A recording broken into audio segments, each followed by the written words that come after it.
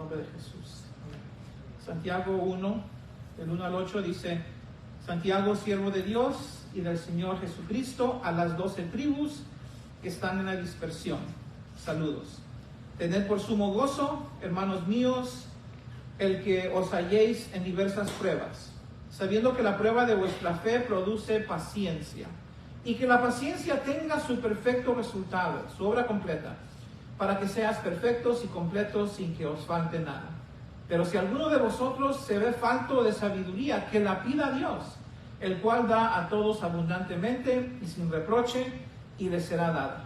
Pero que pida con fe sin dudar, porque el que duda es semejante a la ola del mar, impulsada por el viento y echada de una parte a otra.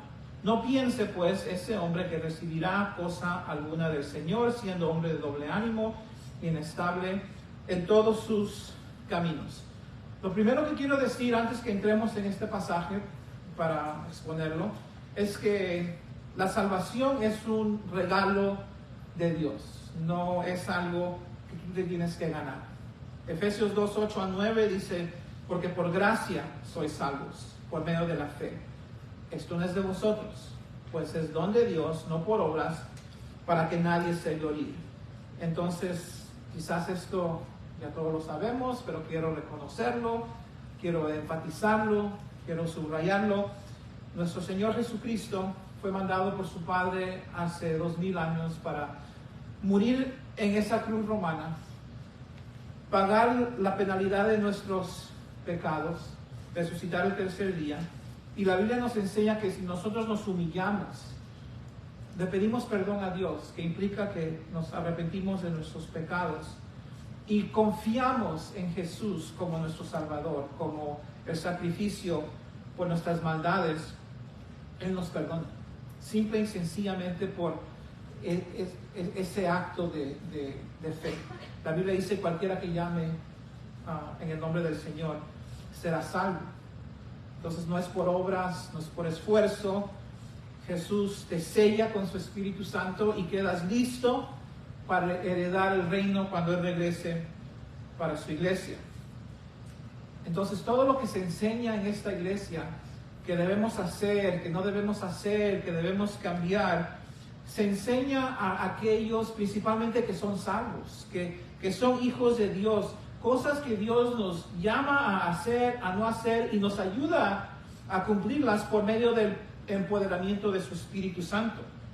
¿Okay? No estudiamos estas cosas para tratar de ganarnos la salvación. Estudiamos estas cosas porque son principios que Dios quiere que incorporemos en nuestras vidas, y con estos principios cumplidos le mostremos al Señor nuestro amor. Estamos agradecidos por la salvación, ya la salvación ya es nuestra. Entonces de eso se trata, todo lo que se enseña.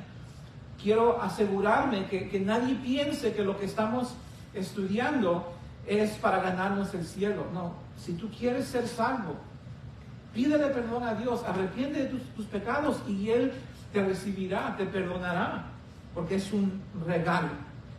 ¿Okay? Y lo puedes hacer ahí donde estás sentado o sentada. Santiago, como aprendimos la semana pasada, se refiere a San Jacobo, es una abreviación. Jacobo fue el medio hermano de Jesús, hijo de María y José, y era un líder principal en la iglesia de Jerusalén. Él escribe esta carta ¿a quiénes? A personas que están sufriendo, dispersadas, cristianos judíos. Y la exhortación, eso lo puedes ver en el versículo 1, y la exhortación principal a lo largo de esta carta es que obedecer a Dios. Y ese tema lo vimos cómo se desarrollaba brevemente en el libro la semana pasada, y es importante porque nos da la habilidad, Santiago, de desarrollar estas áreas en nuestras vidas y ser santificados, trayendo estas áreas a obediencia. Y lo que les mencioné la semana pasada es que una persona que ha sido salva, que ha sido perdonada, esto no es algo pesado, esto no es algo gravoso. A uno le anhela a servirle a Jesús, obedecerle a Jesús. Primero de Juan capítulo 5 versículo 3 Dice, pues este es el amor de Dios, que guardemos sus mandamientos, y sus mandamientos no son gravosos. Entonces, Santiago, el primer tema que él toca es el del sufrimiento.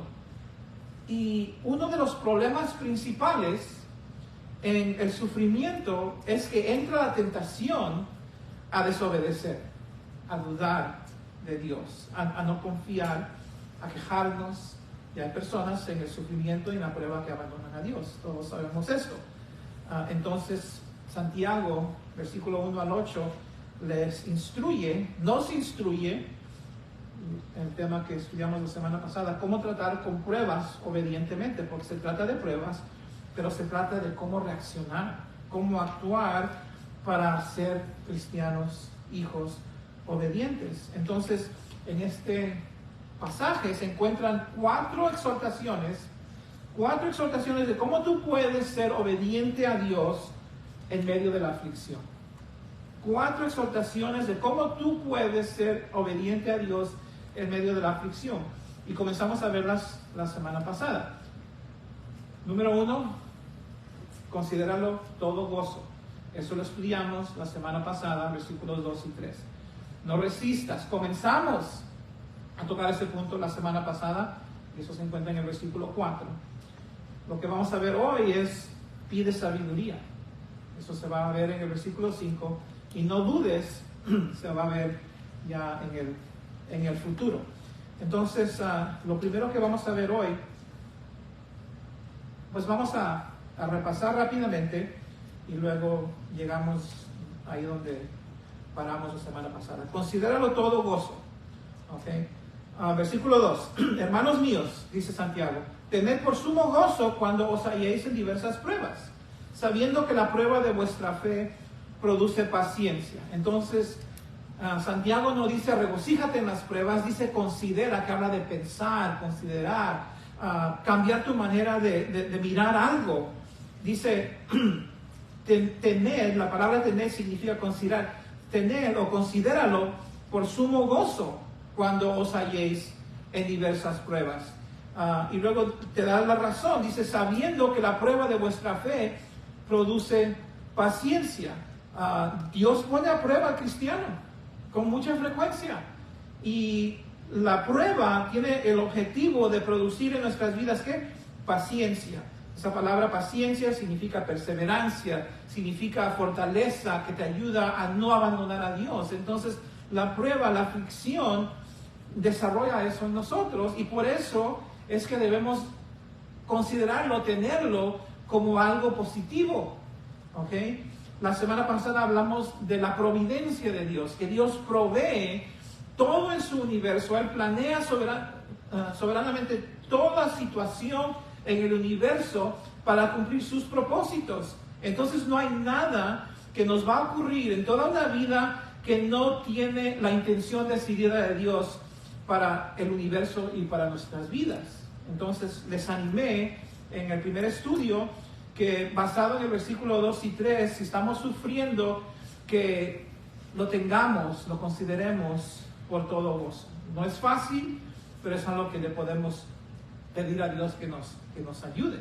Y si no estás sufriendo en este momento, entonces prepárate para cuando la prueba venga a tu vida, puedas sacar este pedacito de doctrina de tener todo por gozo en las pruebas y ponerlo en práctica, porque es una opción que Dios nos está llamando, una decisión que Dios nos está, no una opción, pero una decisión que Dios nos está llamando a hacer cuando atravesamos las pruebas. Entonces, esa es la primera manera de tratar obedientemente con las pruebas. Y la segunda, y lo vimos esto rápidamente la semana pasada, no resistas. ¿Ok? Versículo 4 dice, mas tenga. La palabra la palabra tenga es que posea, que la paciencia te tenga, te posea. ¿Para qué? Para lograr su obra completa. Mas tenga la paciencia, que la paciencia te posea para que logre su obra completa. ¿Cuál es la obra completa de Dios en nuestras vidas? Para que seas perfectos y cabales sin que os falte cosa alguna. Perfecto significa completo, Cabal significa entero.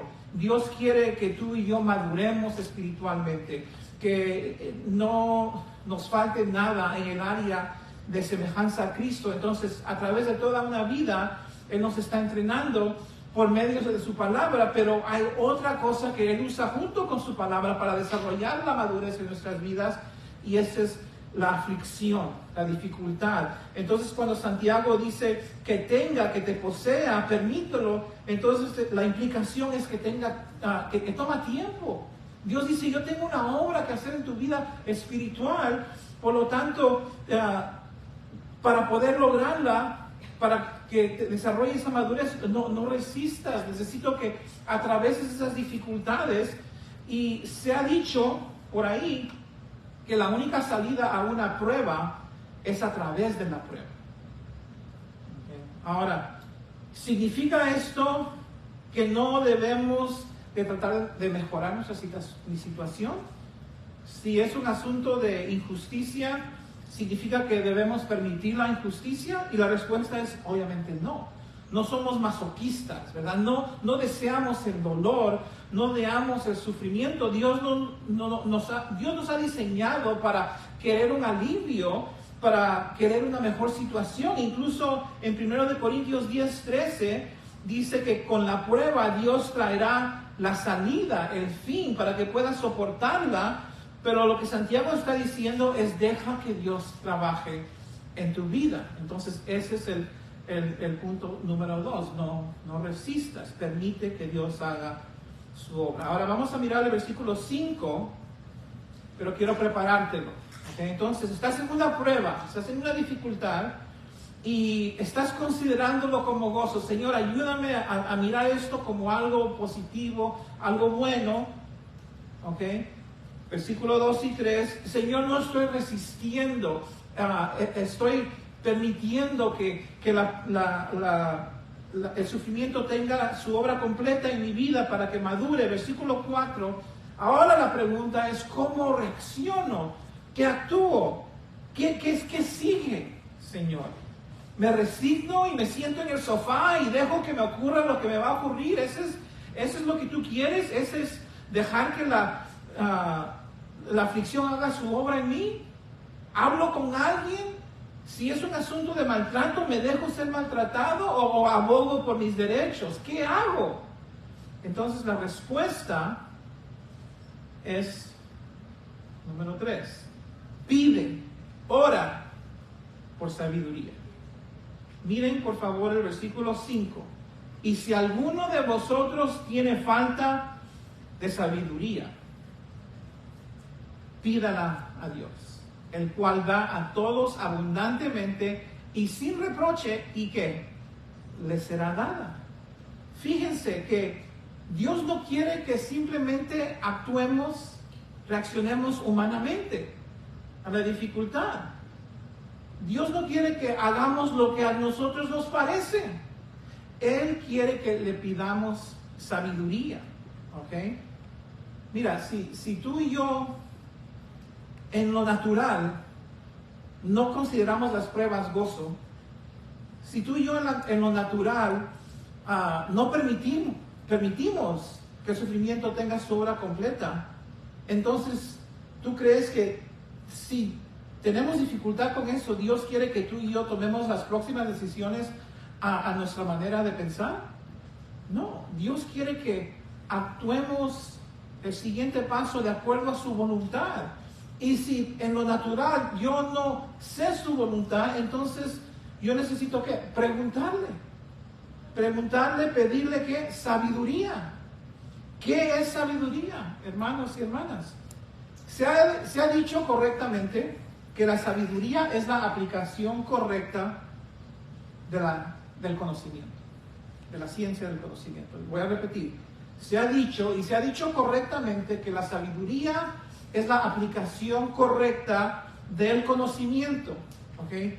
La mayoría de nosotros hemos sido cristianos por mucho tiempo, tenemos conocimiento, tenemos información bíblica, pero eso no significa que automáticamente sabemos aplicarla.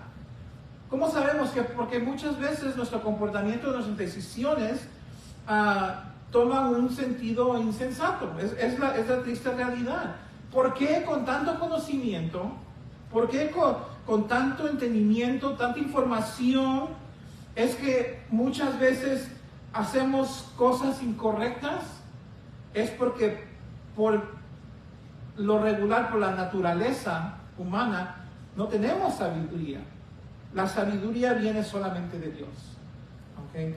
Y la sabiduría comienza cuando tú vives una vida en el temor de Dios. Tú vives una vida donde tú no quieres ofender a Dios.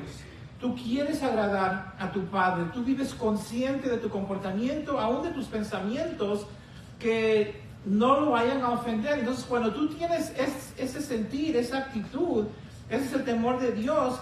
Y la Biblia dice que el temor de Jehová, Proverbios 9:10, es el principio de la sabiduría. Entonces, ahí comienza la sabiduría.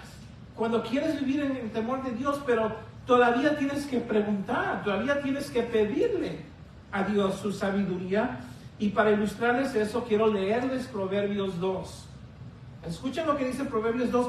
Si puedes voltear ahí rápido, voltea rápido, pero si no puedes voltear ahí rápido, simplemente escúchalo como si Dios te está hablando a ti acerca de cómo recibir sabiduría para que puedas reaccionar correctamente en medio de la prueba. Hijo mío, dice el autor, si recibieres mis palabras, en otras palabras, no cuando las dejas así sobre tu cabeza, pero si las recibieres y mis mandamientos guardares dentro de ti, haciendo estar atento tu oído a la sabiduría. Habla de una atención, una intensidad. Si inclinares tu corazón a la prudencia. Imagina a la persona que está arrimada al frente de su silla. Si clamares a la inteligencia, Dios, dame inteligencia, y a la prudencia dieres tu voz, y como a la plata la buscares, y la escudriñares como a tesoros, entonces entenderás el temor de Jehová y hallarás el conocimiento de Dios. ¿Quieres sabiduría? ¿Quieres conocimiento? Pide, clama, escudriña, busca y con intensidad, ¿verdad? ¿Pero por qué? ¿Por qué tanta cosa? Escuchen lo que dice el versículo 6. Porque Jehová da la sabiduría y de su boca viene el conocimiento y la inteligencia. Esto no es algo que tú y yo poseemos en sí. Eso es algo que viene directamente de Dios. Él provee de sana sabiduría a los rectos. Él es escudo a los que caminan rectamente.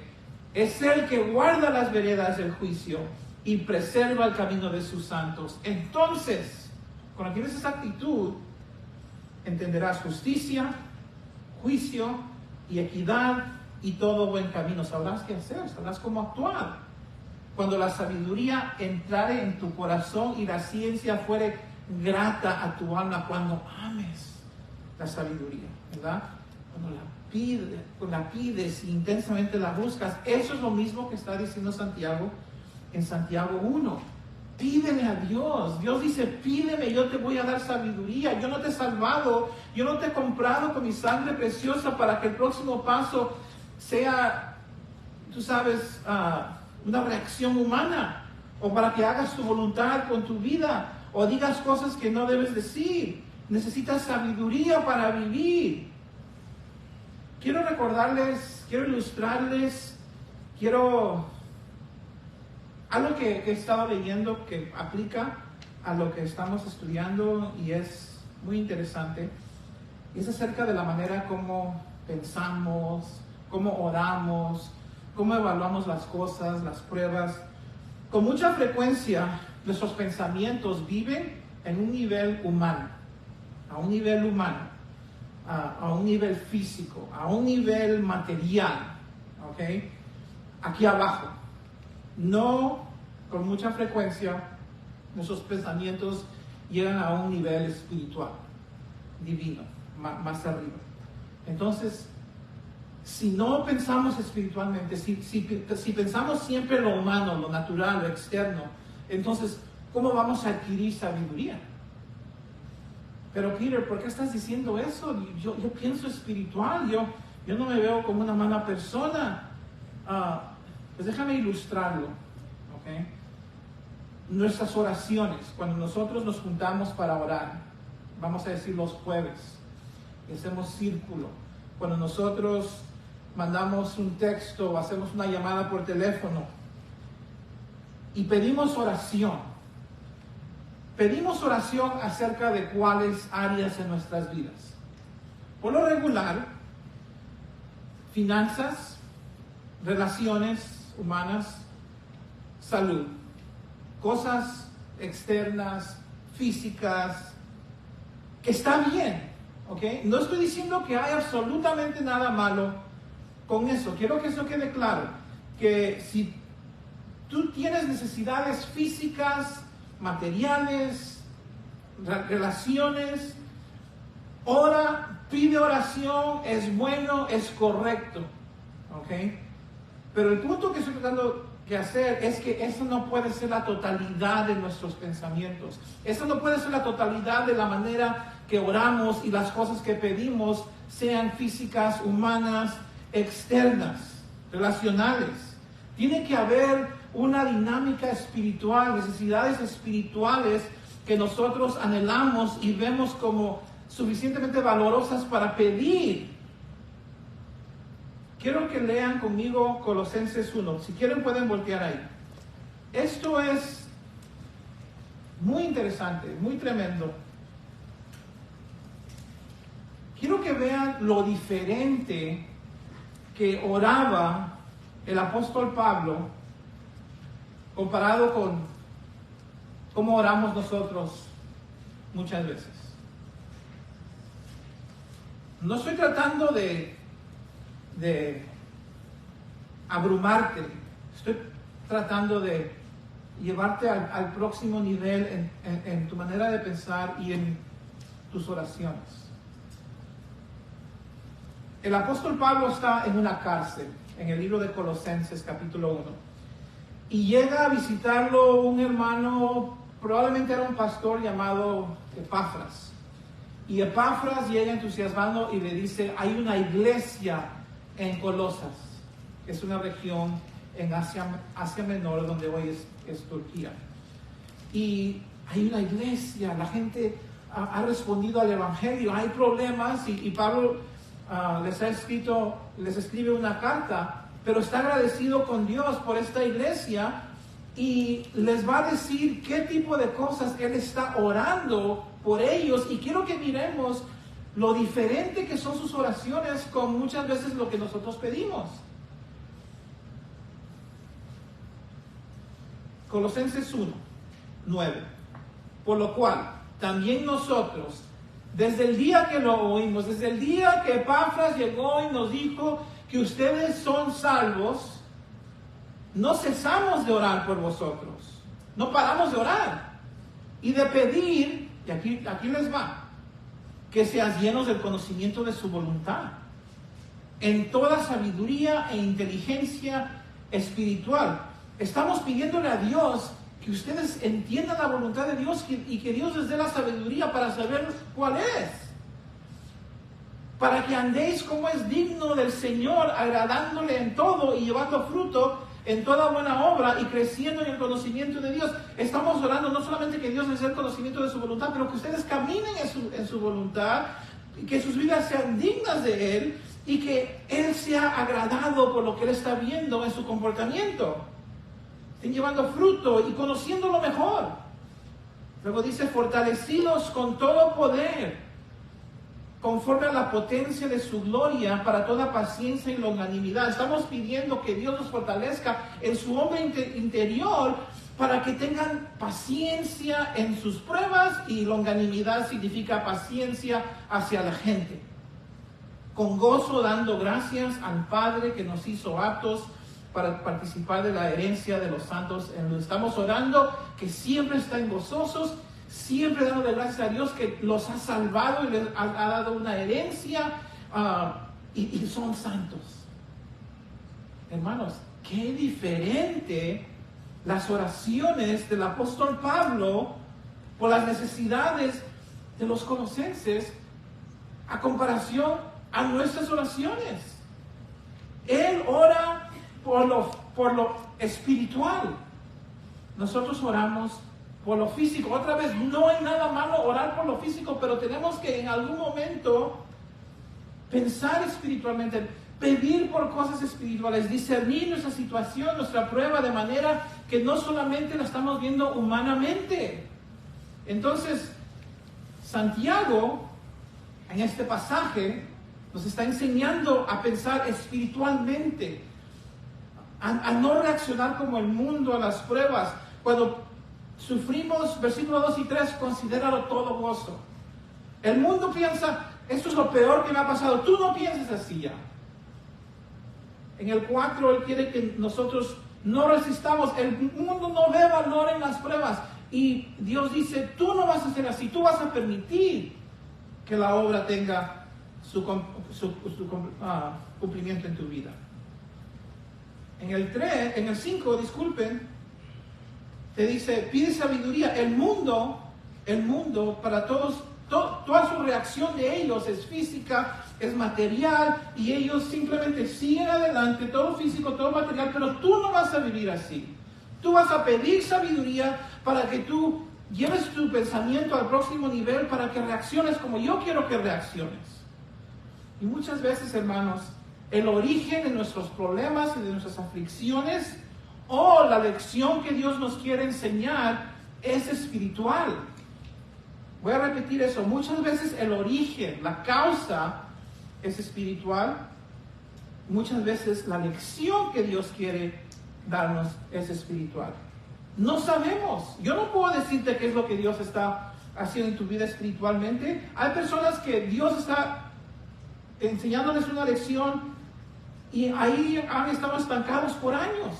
¿Por qué? Porque nunca han orado, Señor, ¿cuál es el origen? O si no, Señor, ¿cuál es la lección? Dame sabiduría para saber qué es lo que debo hacer, el siguiente paso.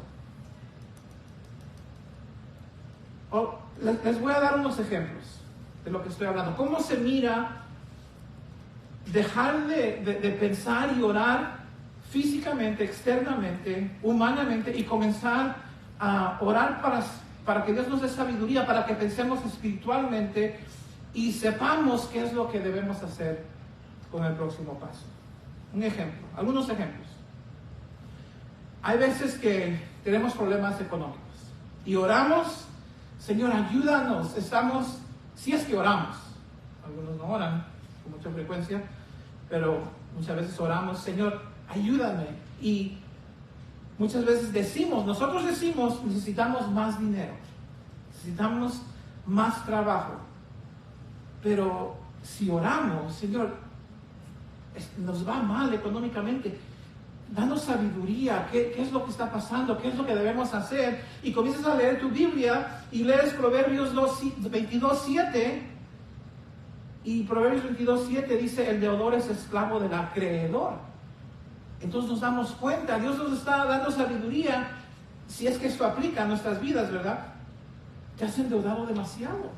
El problema no es que necesitas más dinero, el problema es que necesitas deshacerte de ciertas deudas. Entonces la reacción ahora es diferente. Ahora no estoy tratando de hacerme loco y buscar trabajo y manejar Uber. No que no hay nada malo con manejar Uber, nada más estoy diciendo, a veces nos estresamos y queremos hacer esto y el otro. Ahora la respuesta es, Señor, reconozco que me endeudé y te pido que me ayudes a salir de la deuda. ¿Por qué? Porque Dios te ha dado sabiduría, que es lo que causó tu situación, ¿verdad?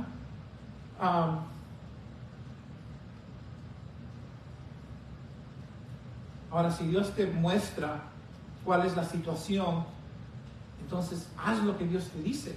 No le pidas a Dios sabiduría, entonces Él te muestra y ahora tú no reaccionas. O quizás el problema económico, y esa es otra ilustración, para que veamos la diferencia de pensar espiritualmente, pensar humanamente, orar por sabiduría para adquirir ese entendimiento espiritual. Tienes un problema económico y no estás endeudado y no entiendes qué es lo que está pasando, todo te va mal. Entonces comienzas a leer la Biblia y te das cuenta que la raíz de ese problema es falta de generosidad con Dios. Falta de generosidad con Dios. ¿Cómo te diste cuenta? Porque Ageo, capítulo 1, es un pasaje donde Dios le habla a los israelitas. Y los israelitas, como alrededor del cuarto o quinto siglo, Dios los regresó del exilio a Israel y les dijo que construyan su templo, porque lo más importante en la vida de un adorador de Dios es adorar a Dios. Entonces tuvieron mucha oposición a construir su templo. Entonces, porque la oposición era tan grande, dejaron y abandonaron la obra y se fueron a enfocar en sus casas y abandonaron la casa de Dios. Entonces, Ageo capítulo 1 versículo 3, vino palabra de Jehová por medio del profeta Ageo, diciendo: es para vosotros tiempo, para vosotros de habitar en vuestras casas artesonadas, y esta casa, ¿sabes? El templo está desierta. Pues así ha dicho Jehová de los ejércitos: meditad bien sobre vuestros caminos, piensa en lo que está pasando, piensa espiritualmente, sembráis mucho, recoges poco, coméis y no os saciáis, bebéis y no quedáis satisfechos, os vestís y no os calientas, y el que trabaja a jornal recibe su jornal en saco roto. Entonces te está yendo mal económicamente y no te das cuenta que es porque has abandonado la obra, la generosidad a la obra de Dios, y estás enfocado únicamente en tus asuntos personales. No está malo cuidar de tu casa y decorarla, absolutamente no, pero no al sacrificio de generosidad y a la obra de Dios. Entonces, así ha dicho Jehová de los ejércitos: meditad sobre vuestros caminos, subid al monte, traed madera, reedificad la casa, y pondré en ella mi voluntad, y yo seré glorificado, ha dicho Jehová. Buscad mucho, halláis poco, y encerráis en casa, y yo lo disiparé en un soplo. ¿Por qué? Dice Jehová de los ejércitos: por cuanto mi casa está desierta, y cada uno de vosotros corre a su propia casa. Entonces, la falta de generosidad, humanamente, no es que esto, es que el otro, no. Espiritualmente, hay ciertas personas, ciertas situaciones que han dejado de ser generosos con Dios, y quizás tú dices: pues ese es Antiguo Testamento, eso no aplica. Pero el Nuevo Testamento, 2 de Corintios 9, dice: el que siembra escasamente, segará escasamente, y el que siembra generosamente, generosamente también segará. Entonces, ahora estamos viendo las cosas de manera espiritual. Ahora estamos viendo, porque hemos orado y Dios nos ha abierto nuestro entendimiento, que el asunto no es humano, no es físico, no es externo, es espiritual. Quizás, y todos hemos pasado esto, estás en un tiempo de tensión entre tú y tu cónyuge, y estás frustrado, y ella está frustrada, y dicen: pues es dinero, es el jefe, es mis padres. Pero ¿has alguna vez pensado que pueda ser que sea Satanás, que está estimulando el enojo en tu vida y en la vida de tu cónyuge? La sabiduría nos indicaría esto. Efesios 6 dice: hermanos míos, fortaleceos en el Señor, en el poder de su fuerza, vestidos de toda la armadura de Dios, para que podáis estar firmes contra las acechanzas del diablo. El diablo está buscando tumbarte, porque no tenemos lucha contra sangre y carne. El problema no es tu esposa, el problema no es tu esposo, el problema no es el dinero, el problema no es el jefe. El problema es espiritual. Estás luchando contra principados, potestades, gobernadores de las tinieblas en este siglo, huestes espirituales de maldad en las regiones celestes. Entonces, el problema, la respuesta es espiritual. ¿Has considerado? Esto te diría la sabiduría. Que quizás has permitido que el diablo influencie en tu matrimonio. Quizás le has dado un lugar. En Efesios 4:27, airaos, pero no pequéis.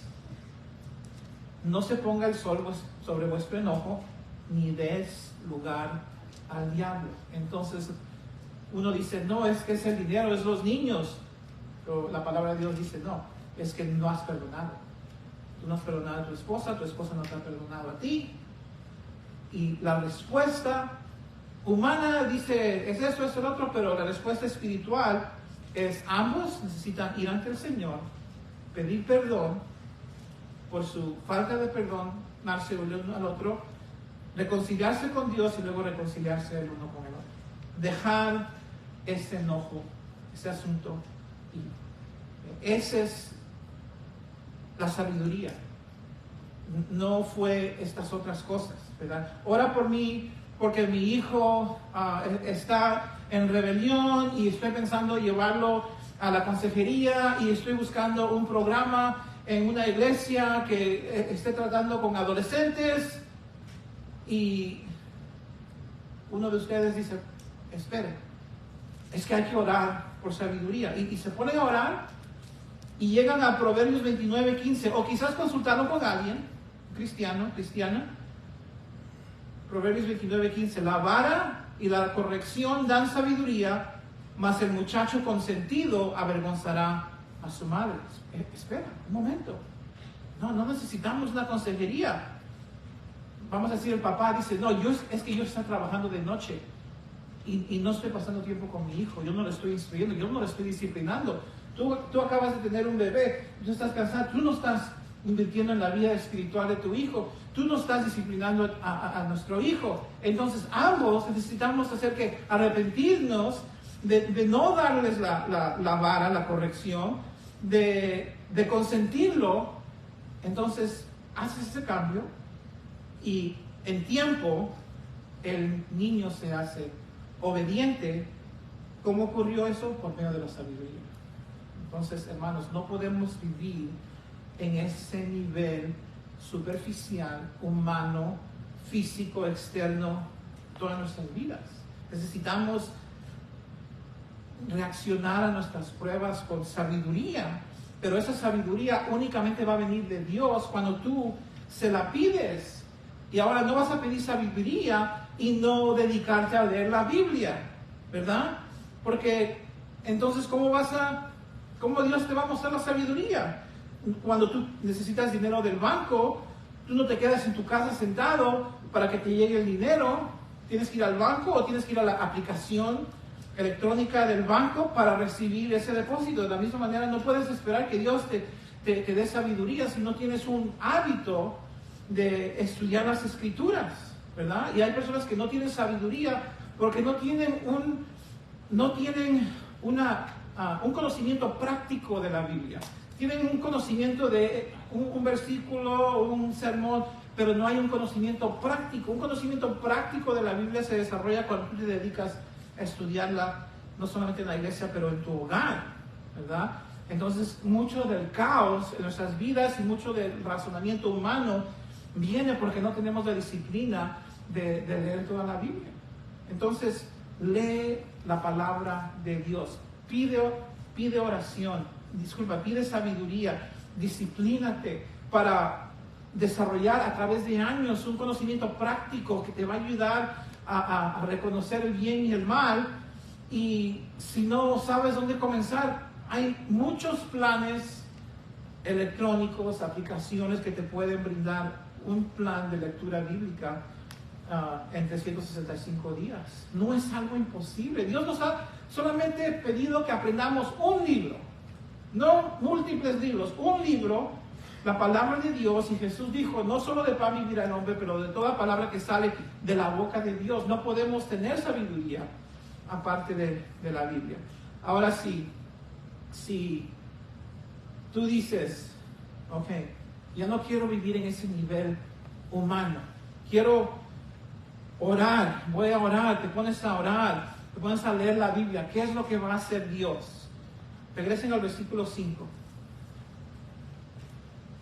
Y si alguno de vosotros tiene falta de sabiduría, pídale a Dios, el cual da a todos abundantemente, sin reproche, y les será dado.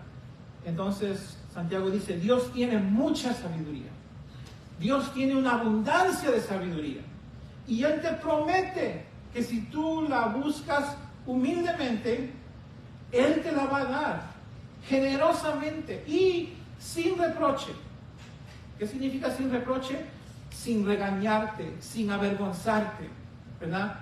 ¿Por qué? Porque Él es tu Padre, Él te ama, su Hijo incluso, en quien tú has confiado. Si tú has confiado en Cristo, Él, la Biblia dice, se nos ha hecho sabiduría y conocimiento, ¿verdad?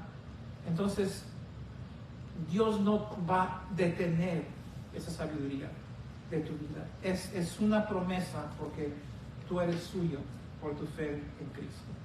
Amén. Vamos a prepararnos para la Santa Cena. Padre, en el nombre de Jesús, te damos gracias por tus promesas, tus bellas promesas. Te pedimos, Padre, que nos ayudes a pensar y a orar de manera espiritual, reconociendo que nosotros no tenemos las respuestas.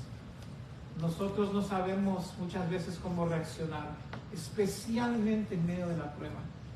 Y si es que vamos a ser cristianos obedientes, entonces necesitamos de tu sabiduría. Ayúdanos a pedir con intensidad, diariamente, como dice el libro de Proverbios, esperando a tus puertas para que tú nos abras el entendimiento, Señor. Gracias te damos por tu Hijo, porque por lo que hizo tu Hijo, por fe en su nombre, tenemos acceso a este conocimiento, a esta mina de tesoros, de principios bíblicos. Prepara nuestros corazones, Señor, para la Santa Cena. Te ruego una vez más, si hay alguien aquí que todavía no ha tomado ese paso de poner su fe en Cristo, de correr a Cristo para recibir perdón, que hoy sea ese día. Que se humille ante ti, Señor, que se rinda ante ti y te ponga a ti, Señor, en el trono como Señor de su vida. Te pido eso en el nombre de Jesús.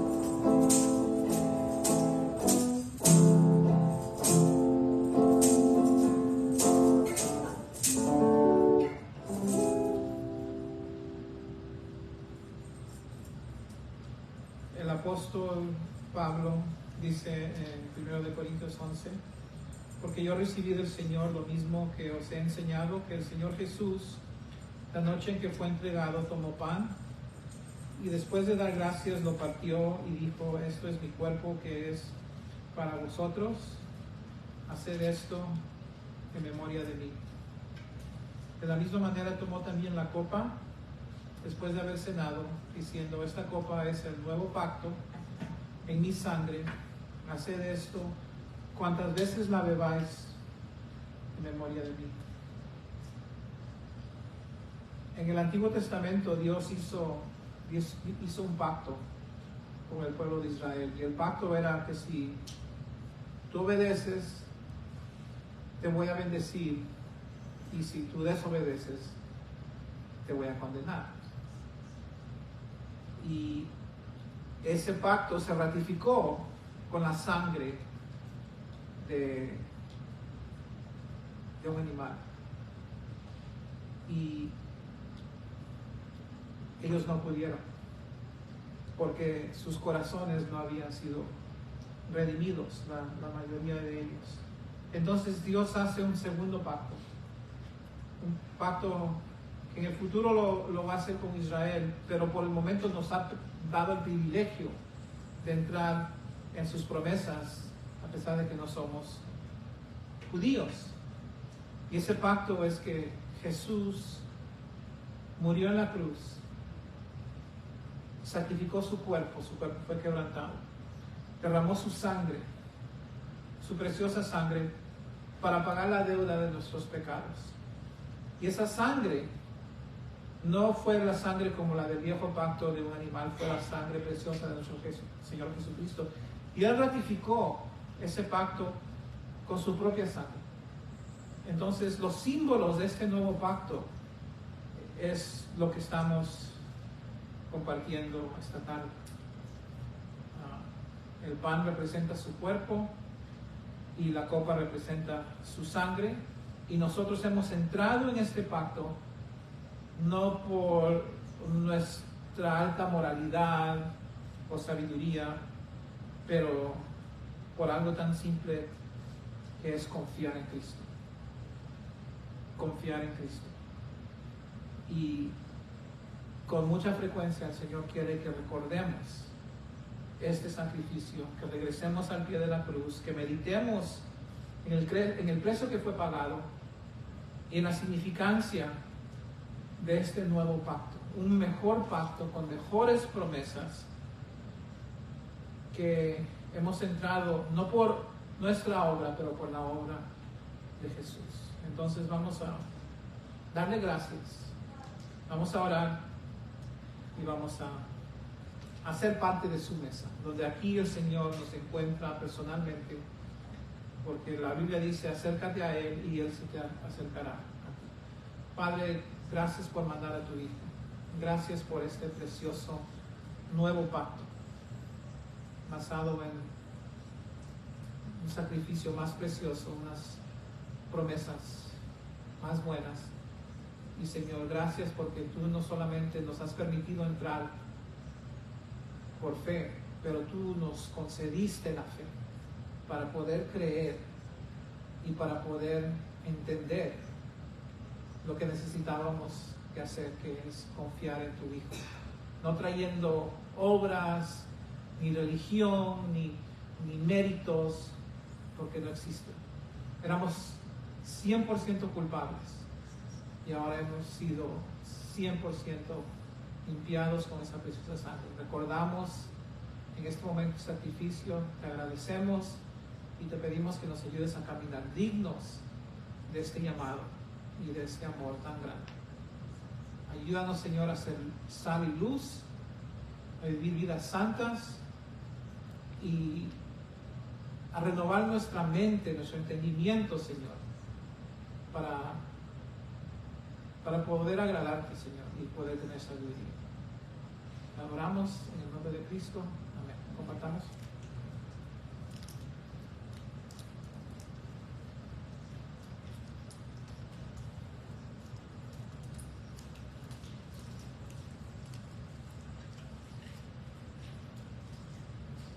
Bendito Dios.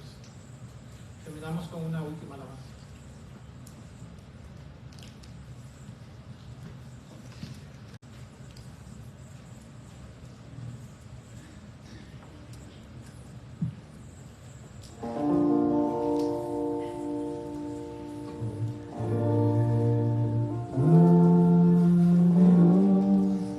En su trono está, venid y adoradle.